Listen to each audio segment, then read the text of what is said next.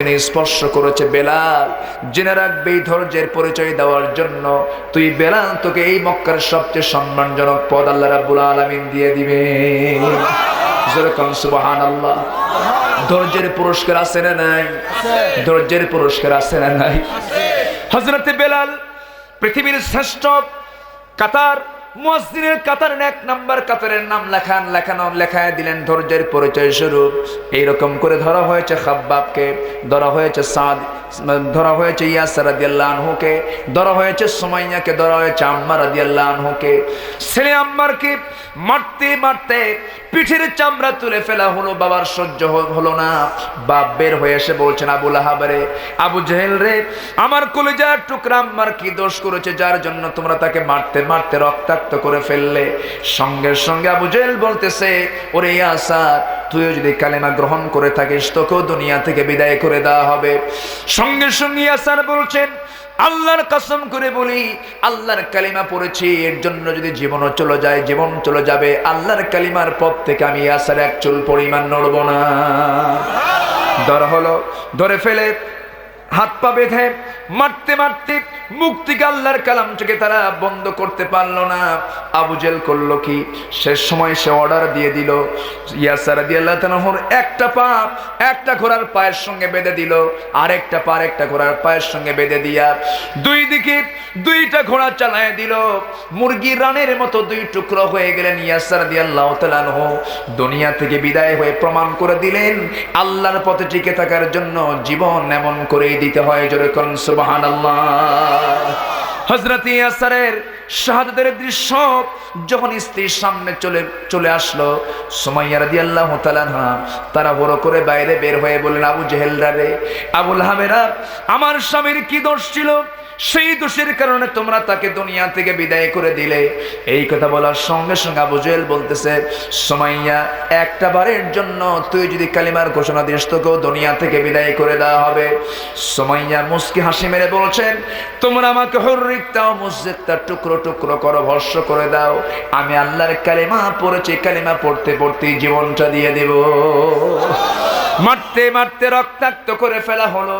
শেষ সময়ে এসে আবু জেহেল করলো হাতের মধ্যে বর্ষা নিয়া বুক বরাবর এমন জোড়া ঘাত আনলো, বর্ষা বুক দিয়ে ঢুকে পিঠ দিয়ে বের হয়ে গেল।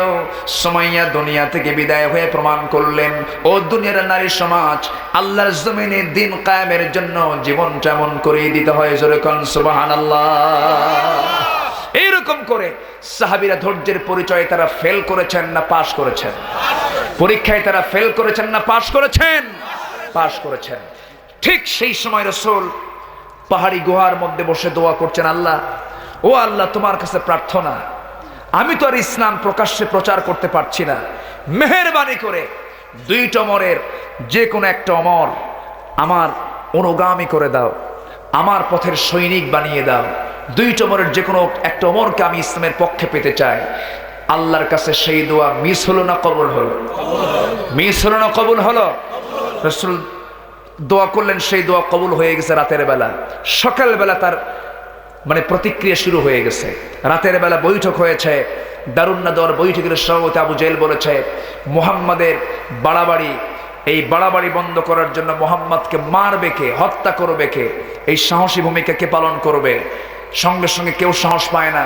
খাত্তাবের ছেলে ওমর সামনে দাঁড়ায়া বলছেন, আমি ওমর, আমাকে অর্ডার দিয়ে দাও, আমি খাত্তাবের ছেলে, যা বলি তা করে ছাড়ি, আমি মুহাম্মাদের কাল্লা আমি তোমার সামনে হাজির করব। এই কথা বলে এই দায়িত্ব নিয়ে খাত্তাবের ছেলে ওমর ইসলাম গ্রহণের পূর্বে এই সিদ্ধান্ত নিয়ে তিনি বের হলেন। মাঝপথে এক সাহাবীর দ্বারা তিনি আটকিয়ে পড়লেন, বাধাগ্রস্ত হয়ে পড়লেন। বলা হলো, ওমর, তুমি কই যাচ্ছ? মুহাম্মদকে দুনিয়া থেকে বিদায় করার জন্য যাচ্ছি। ভালো কথা যাচ্ছ, তুমি কি জানো তোমার বোন এবং ভগ্নিপতি ফাতিমা এবং কি বলে সাঈদ, এই দুজন মিলেই ইসলাম কবুল করে ফেলেছে। ওমরের রাগটা ডাবল বেড়ে গেল, কিন্তু রাস্তা হয়ে গেল আরেকটা। যেতেন রাসূলের বাড়ির দিকে, চলে গেছেন কার বাড়ির দিকে? বোনের বাড়ির দিকে। এইদিকে সাহাবী রাসূলের সামনে দৌড়ে দৌড়ে গিয়ে বলছেন, হুজুর, ওমর কিন্তু আসতেছে আপনাকে মারার জন্য, আমরা প্রস্তুতি নিচ্ছি। রাসূল বললেন, ওমরকে আসতে বাধা দিও না, ওমরের দিল কোরআন দিয়ে ভরে গেছে। আসতে বলবেন না, জোরে বলুন সুবহানাল্লাহ। হেদায়েতের মালিক কে? তারপরে আমাদের দোয়া চাইতে হবে কার কাছে? কার কাছে চাইতে হবে? রাসূল দোয়াও চেয়েছেন, আল্লাহ তুমি অমুক লোকটাকে আমার পথের অনুগামী বানিয়ে দাও। আল্লাহু আকবার বলে, এটাও সিস্টেম। শেষ পর্যন্ত কি হলো? দরজায় গিয়ে দাঁড়ানো বোনের হযরত ওমর ফারুক দাঁড়ায় আছেন, দরজায় ডাক দিচ্ছেন, ডাক দিতে দিতেই ভিতর থেকে একজন সাহাবীর সুন্দর কোরআন তেলাওয়াতের আওয়াজ তার কানে চলে আসলো। মানে একজন সাহাবী গিয়ে ঘরের মধ্যে তার বোন এবং তার ভগ্নিপতিকে কোরআন তেলাওয়াত শেখাচ্ছেন। এমন সময় তিনি গেলেন, সেই সময় সে আয়াতগুলো তার কানে এসে ভাসতেছে, বাড়ি খাচ্ছে। তিনি মনে মনে চিন্তা করলেন, এত সুন্দর আয়াত, এত সুন্দর কথা জীবনে তো আমি শুনিনি। দিলটা একটু নরম হতে লাগলো। সুবহানাল্লাহ বলা যাবে না? জোরে বলুন সুবহানাল্লাহ। এই জন্য কোরআন বোঝার দরকার আছে না নাই? আসতে বলবেন না, আছে না নাই?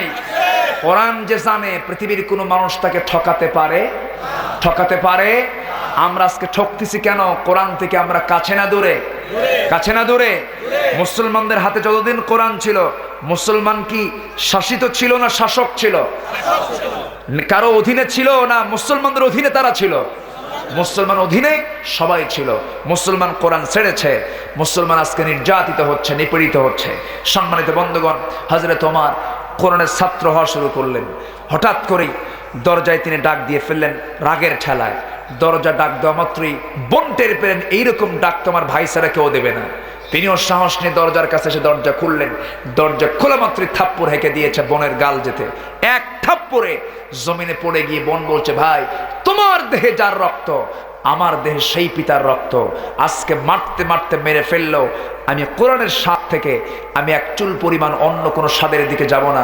ইসলাম থেকে এক চুল পরিমাণ আমি নড়ব না। হযরত ওমর ফারুক মনে মনে চিন্তা করলেন, আহারে এমন ধরনের অঙ্গীকার, বোন তার ভাইয়ের সঙ্গে সম্পর্ক ছিন্ন করতে চায়, অবশ্যই এর মধ্যে একটা আকর্ষণ আছে যা আমি ইতিপূর্বে শুনলাম।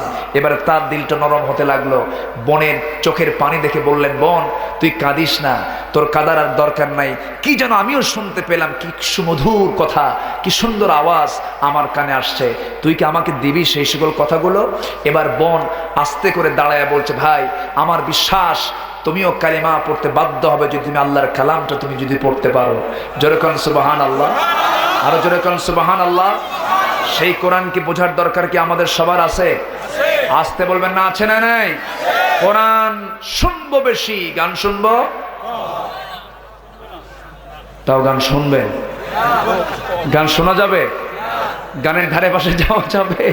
আমরা গানের ধারে, আমার দেশে কোরআন শোনা বেশি না গান শোনা বেশি? আমার দেশে ওয়াজ মাহফিল বেশি না গানের আসর বেশি? গানের আসর বেশি। গান মুসলমান কখনো শুনতে পারে? আমরা কোরআন শুনবো, জোরে বলি ইনশাআল্লাহ। কোরআন শিখবো, জোরে বলি ইনশাআল্লাহ। কোরআন যে জানে তাকে কেউ ঠকাতে পারে না। হযরত আলীর কথা আমার এই মুহূর্তে মনে পড়লো। হযরত আলী ছিলেন এমন একজন ব্যক্তি যাকে পৃথিবীর কোনো মানুষ কখনো ঠকাতে পারেনি। সুবহানাল্লাহ বলে। কারণ তিনি কোরআনের জ্ঞানটা রাখতেন হালকাভাবে না গভীরভাবে? সবার জ্ঞান কি একরকম হয় কোরআনের? কেউ কেউ দেখবেন কোরআনটা একরকম বুঝে, এক একজনের বুঝ কিন্তু এক এক রকম। এটা একটা বাহারের দরিয়া, তো এক একজনের বুঝ এক এক রকম। হযরত ওমর ফারুকের কোরআন সম্পর্কে ধারণা ছিল একরকম, আলীর ধারণা ছিল একরকম, তবে আলীর জ্ঞানটা ছিল গভীর। জোরে কান সুবহানাল্লাহ। তাকে কেউ ঠকাতে পারেনি। এই জন্য বলেছেন, লাউলা আলীউন লাহালাকা ওমর, আমার পাশে যদি আলী না থাকতো ওমর ধ্বংস হয়ে যেত। দারুণ মানে ধী অনুভূতি সম্পন্ন ছিলেন হযরত আলী রাদিয়াল্লাহু তাআলা। কিসের কারণে? কিসের কারণে? কোরআনের কারণে। উনি খলিফা ছিলেন কয় নাম্বার? কয় নম্বর খলিফা ছিলেন? 1 নাম্বার কে? 2 নাম্বার কে? নাম্বার 3 কে? 4 নাম্বার কে? আলী। যুদ্ধ লেগেছিল সিফিনের, উষ্ট্রের যুদ্ধ হয়েছিল কয় নাম্বার খলিফার সময়? 4 নাম্বার খলিফার সময়। প্রথম খলিফার সময় এই সমস্যাগুলো হয়নি, দ্বিতীয় খলিফার সময় এই সমস্যাগুলো হয়নি, তৃতীয় খলিফার সময় এই সমস্যাগুলো হয়নি, চতুর্থ খলিফার সময় এসে এটা বিশাল বর্ষার ফলকে কোরআন ঝোলানো হলো, অনেক গন্ডগোল হলো।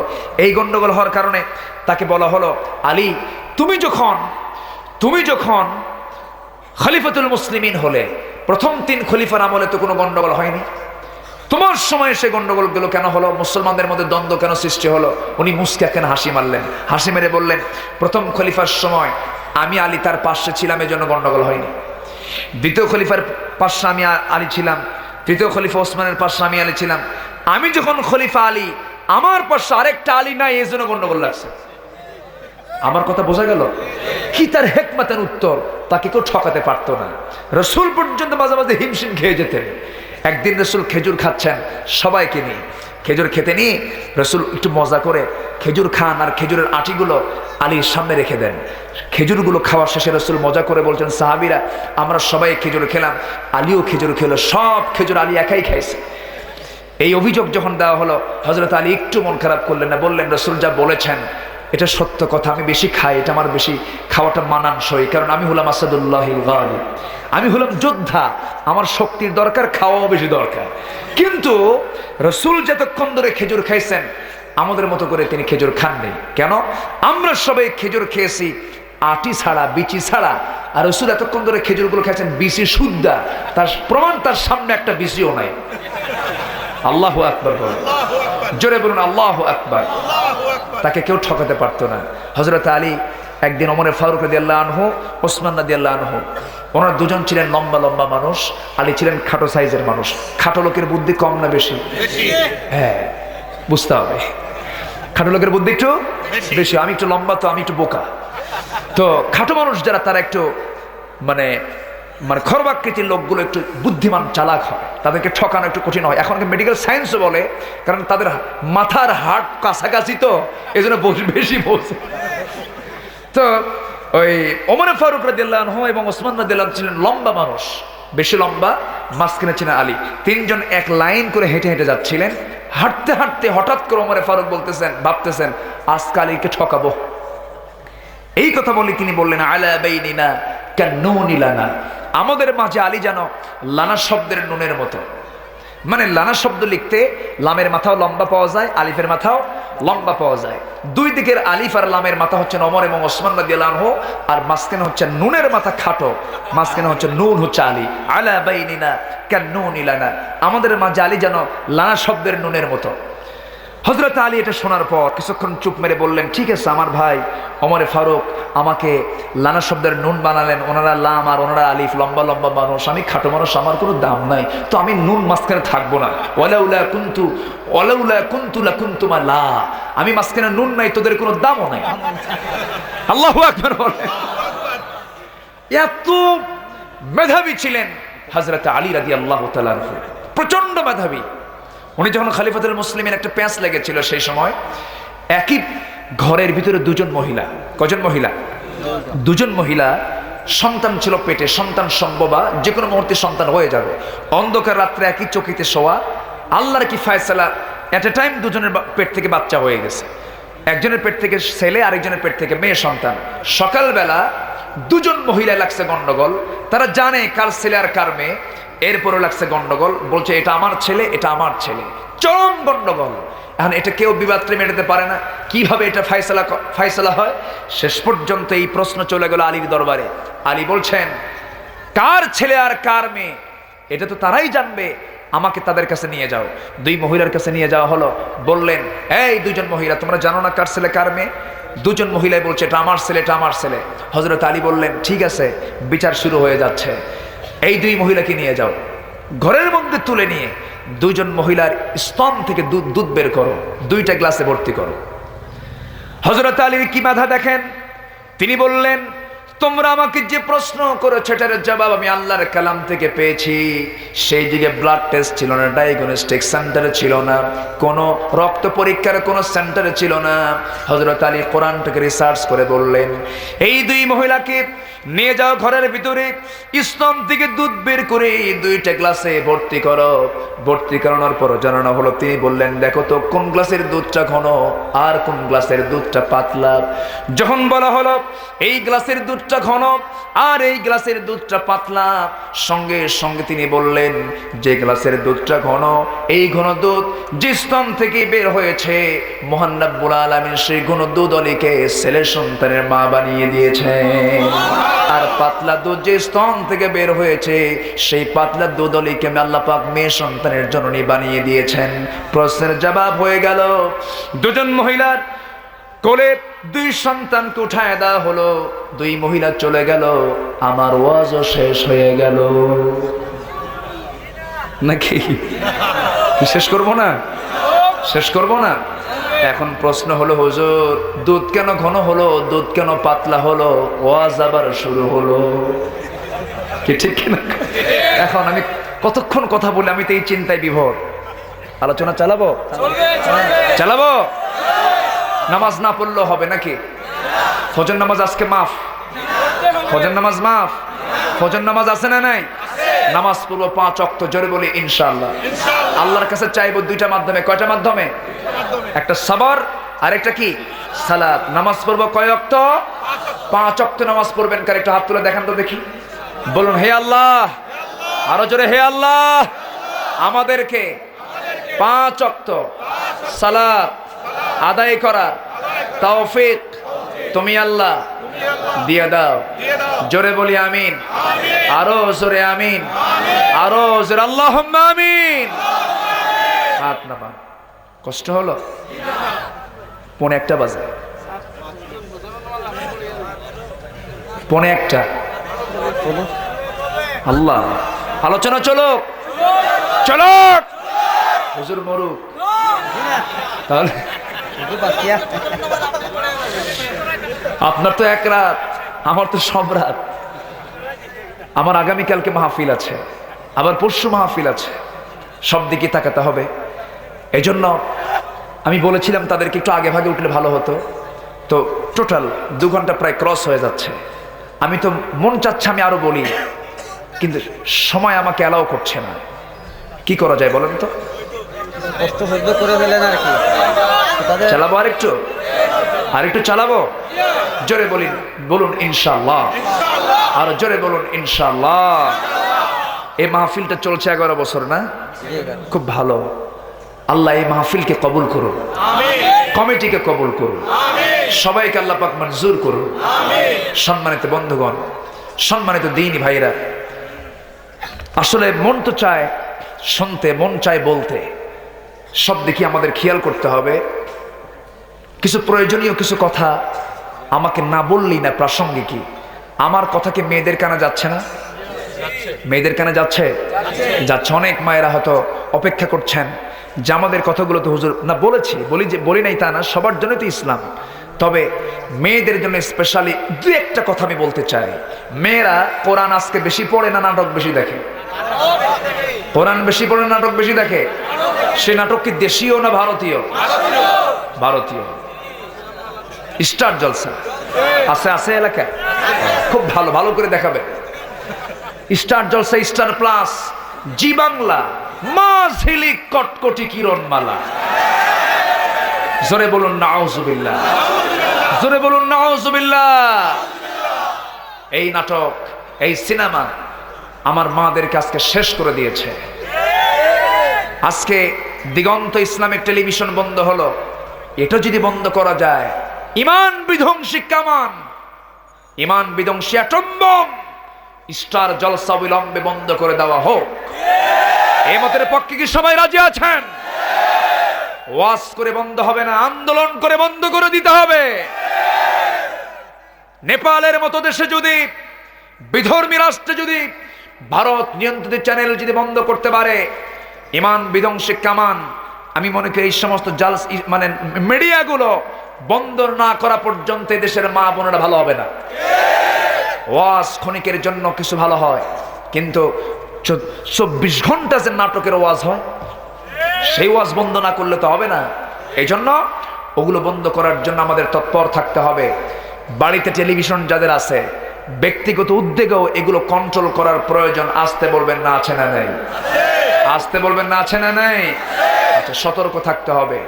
আজকের মেয়েরা, আজকের থেকে হুজুর 15 বছর আগেও এদেশের মা বোনরা গ্রামের মধ্যে ঢুকলে প্রত্যেক বাড়ি থেকে কোরআন তেলাওয়াতের গুনগুন আওয়াজ কানে আসতো কি আসতো না? আসতো। সে আওয়াজ কি এখন আসে? এখন কি আওয়াজ আসে?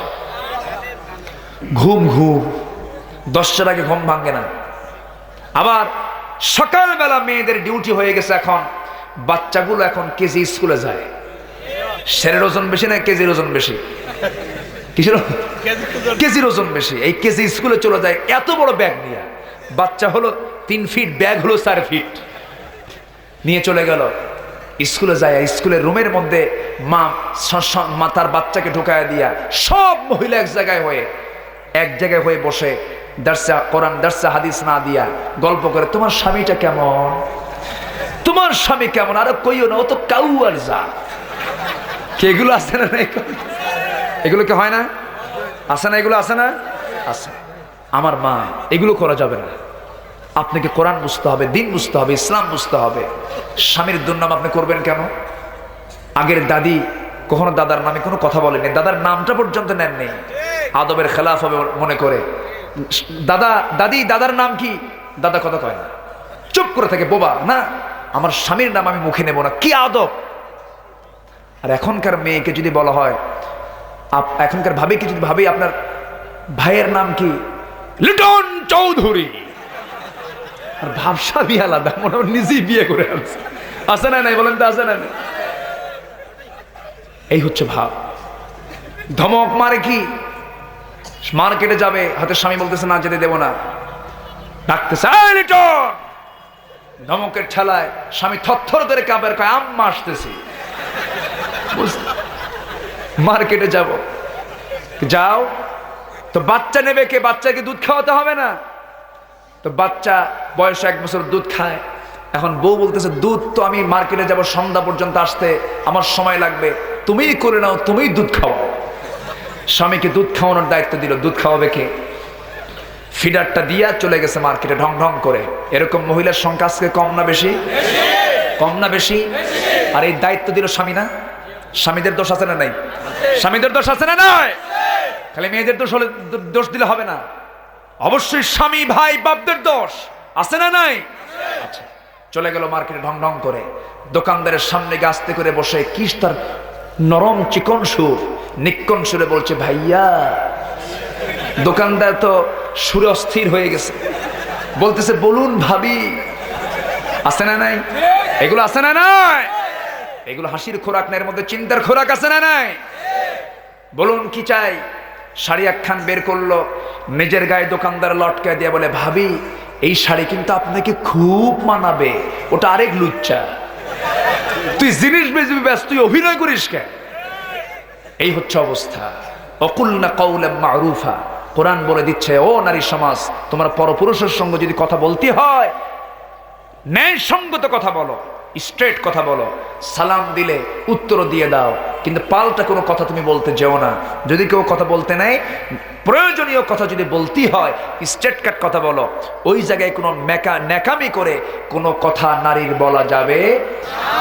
যদি কোনো পুরুষ বলে আপনি কেমন আছেন, এমন ভালো আছি, এমন ধমকে মারবে ও যেন বুঝে যে একখান মহিলা, ওর সাথে আর কথা বলা যাবে না।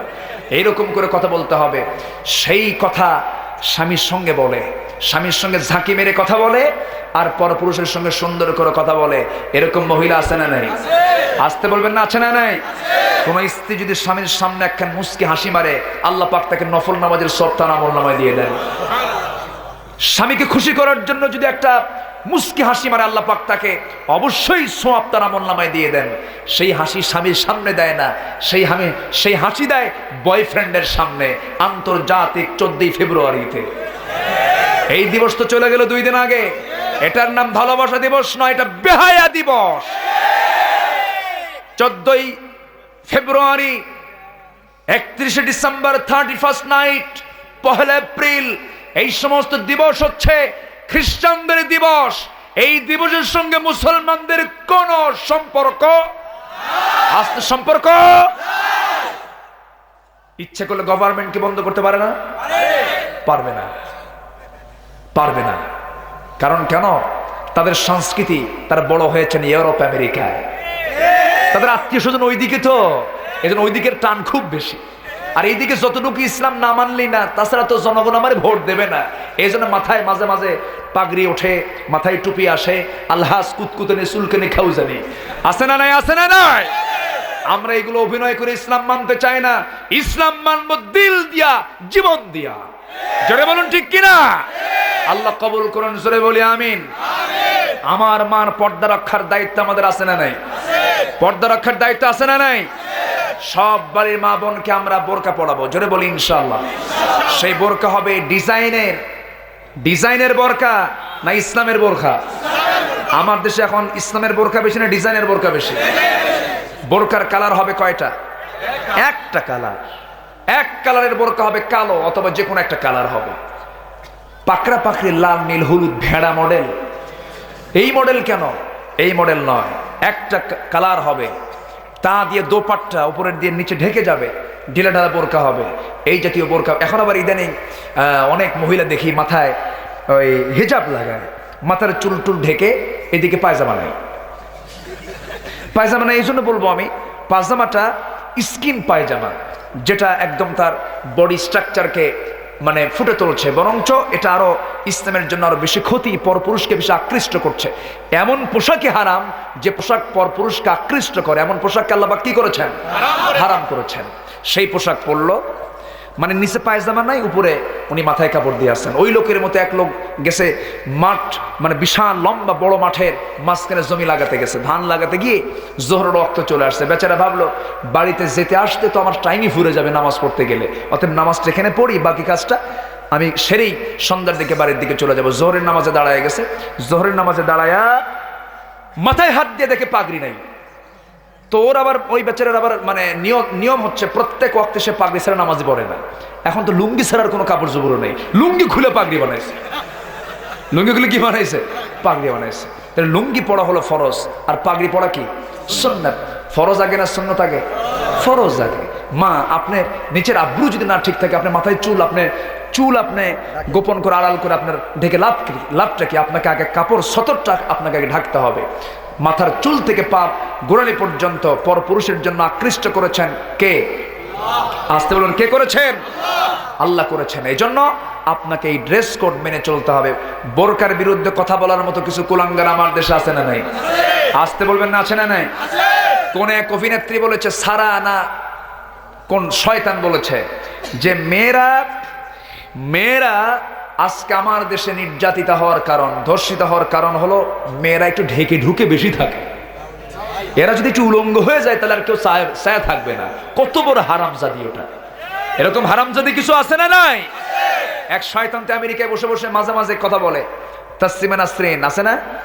আছে না? এই শয়তান মাঝে মাঝে বিভিন্ন ধরনের বাজে বাজে কথা বলে। ওর উত্তরসূরি কিন্তু আছে আমার দেশে, ওর উত্তরসূরি কিছু কিছু আছে না নাই? আছে না নাই? ভারতে ওর স্থান হয়নি। যারা আল্লাহর বিরুদ্ধে, রাসূলের বিরুদ্ধে, তাদের পৃথিবীর কোথাও স্থান হবে না। জোরে বলুন ঠিক কিনা? আসুন ইসলামকে আমরা মানার চেষ্টা করি, আল্লাহ পাক কবুল করুন। জোরে বলি আল্লাহুম্মা আমিন। আসুন যা হয়েছে বলি আলহামদুলিল্লাহ। আমরা চাইবো কার কাছে? আসতে বলবেন না, কার কাছে চাইবো আমরা? ভবিষ্যতে মাহফিল করলে একটু আগে ভাগে তুলতে হবে, মেহমানকে একটু আগে ভাগে উঠায় দিয়ে 12টার পরে আলোচনাটা করা অত্যন্ত স্পর্শকাতর। এই জন্য বলবো, আমি বেশি রাত করতে গিয়ে ফজর নামাজ কাজা হলে, ওয়াজ না শুনলে গুনাহ নাই, ফজর নামাজ না পড়লে গুনাহ আছে না নাই? সে গুনাহ কি ছোট গুনাহ না বড় গুনাহ? মারাত্মক গুনাহ হয়ে যাবে। আমরা ফজর কেউ কাজা করব না। সবাই রাজি আছেন তো? জোরে বলুন ইনশাআল্লাহ। সবাই বসুন, কেউ উঠবেন না, আমি সবাইকে নিয়ে দোয়া করব। কেউ উঠবেন না, সবাইকে নিয়ে আজকে দোয়া হবে। জোরে বলি ইনশাআল্লাহ। একটা লোক চলে যাবেন, আমরা দোয়া থেকে মাহরুম হয়ে যাব তার। সবাই বসবেন, আমরা দোয়া করব। তার আগে একটু কথা, 3 থেকে 4টা মিনিট সময় চাচ্ছি। সবাইকে আমাকে সময় দিবেন? আচ্ছা, মাহফিল কমিটি তারা এই মাহফিলটা চালাচ্ছেন অনেক কষ্ট করে, শ্রম দিয়ে, অর্থ দিয়ে। তারা বিশেষ করে প্রবাসী ভাইরাও কিছু হেল্প করেছেন, তারা সহযোগিতা করেছেন। এরপরেও ব্যবসায়ীরা, এখানে স্থানীয় যারা লোকাল যারা বিজনেসম্যান, তারাও সহযোগিতা করেছেন। ইলাহা সুবহানাল্লাহ ওয়ালহামদুলিল্লাহ লা ইলাহা ইল্লাল্লাহ মুহাম্মাদুর রাসূলুল্লাহ সাল্লাল্লাহু আলাইহি ওয়াসাল্লাম। সবাই বসুন, আমরা ধীরে ধীরে দোয়ার দিকে চলে যাব। যামবি ওয়া আতুবু ইলাইহি ওয়ালা হাওলা ওয়ালা কুওয়াতা ইল্লা বিল্লাহিল আলিয়্যিল আযীম। জোরে বলুন, হে আল্লাহ, আমার জীবনের সাগীরা কবিরা, ছোট বড় সব গুনাহ তুমি আল্লাহ মাফ করে দাও।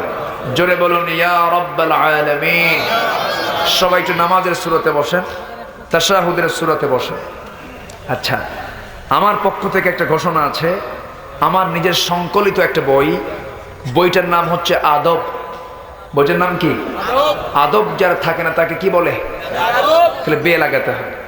তো এই বেয়াদবি যেন না হয় কারো দ্বারা, এটা গুরুত্বপূর্ণ শিষ্টার সম্বলিত একটা বই, আদব তথা শিষ্টাচার, প্রথম খণ্ড, দ্বিতীয় খণ্ড এখানে আছে। প্রতি খণ্ড 50 টাকা করে পাবেন, সাদা অফসেট কাগজে প্রেস করা। আপনারা এটা মোনাজাতের পর এখান থেকে সংগ্রহ করতে পারবেন। 50 টাকা করে প্রতি খণ্ডের দাম। আদব, এই আদবটা নিলে অন্তত যারা চলন ফেরনে, যাদের একটু খেলাফ হয়, একটু হলেও পরিবর্তন হওয়ার কথা। আসুন, আল্লাহ পাক আমাদেরকে বেশি করে বোঝার তৌফিক দান করুন, জানার তৌফিক দান করুন। আমরা দোয়ার দিকে যাচ্ছি। আমরা বিশেষ করে এই মাহফিলটার যারা উদ্যোক্তা, সমাজ কল্যাণ পরিষদ, তারা যেন এই অক্লান্ত পরিশ্রম করে যে কাজটা করেছেন, তাদেরকে যেন আল্লাহ তাআলা তার নিজ কুদরতে, তার কুদরতি হাতে তাদের যেন উত্তম জাযায়ে খার দান করেন। জোরে বলি আল্লাহুম্মা আমিন। আপনি দোয়াটা করেন। সমাজ কল্যাণের বর্তমান স্ট্যান্ডিং সেক্রেটারি 5000 টাকা। রাজিন সালাহ। আচ্ছা, রাজিন সালে 5000 টাকা লেখেন। আচ্ছা, اللهم آمين. ربنا ظلمنا أنفسنا وإن لم تغفر لنا وترحمنا لنكونن من الخاسرين. ربنا ظلمنا أنفسنا وإن لم تغفر لنا وترحمنا لنكونن من الخاسرين. আল্লাহ তাআলা গভীর রাত, নিঝুম রাত, জীবাণু রাত্রিতে তোমার চাঁদের মতো হাজারো মুসলমান নরনারীকে নিয়ে তোমার কালাম থেকে সবরের উপরে, সালাতের উপরে কিছু আলোচনা করেছি। তোমার শাহী দরবারে গভীর রাতে কাঙ্গাল ফিকিরের মতো দুটি হাত তুলেছি। আল্লাহ, গুনাহের দিকে নজর দিও না। বান্দা মনে করে তামাম জীবনের সমস্ত গুনাহগুলোকে তুমি আল্লাহ আমাদের মাফ করে দাও। জীবনে যত গুনাহ করেছি, জেনে করেছি না জেনে করেছি, বুঝে করেছি না বুঝে করে ফেলেছি, আল্লাহ শয়তানের ওয়াসওয়াসায় কত অন্যায় কাজের দিকে চলে গেছি। আল্লাহ, গুনার দিকে নজর দিও না, তাহলে আমরা ধ্বংস হয়ে যাব রে। তোমার কাছে ফরিয়াদ করি, তোমার রহমান রহিম গফফার গফুর নামের ওসিলায় তামাম জিন্দেগীর গুনাহগুলোকে মাফ করে দাও। দুটি হাত যখন তুলে রাখি, দুজন মানুষের কথা বেশি বেশি মনে পড়ে যায় রে।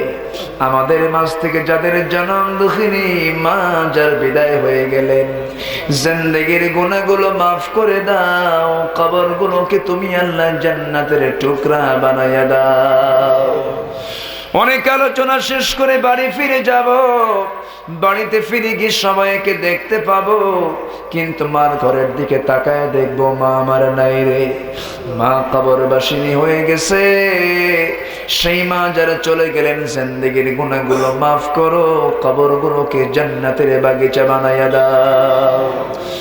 আল্লাহ তাআলা এমন ভাই আমার সঙ্গে হাত তুলতে পারেন, যিনি নিজের হাতে নিজের মাকে দাফন করেছেন, নিজের মায়ের লাশ নিজের পিঠে উঠায়া কবরে শোয়ায় রেখেছেন রে। সেই মা যারা চলে গেল, জিন্দেগীর গুনাহগুলো মাফ করে দাও, কবরগুলোকে জান্নাতের বাগিচা বানায়া দাও।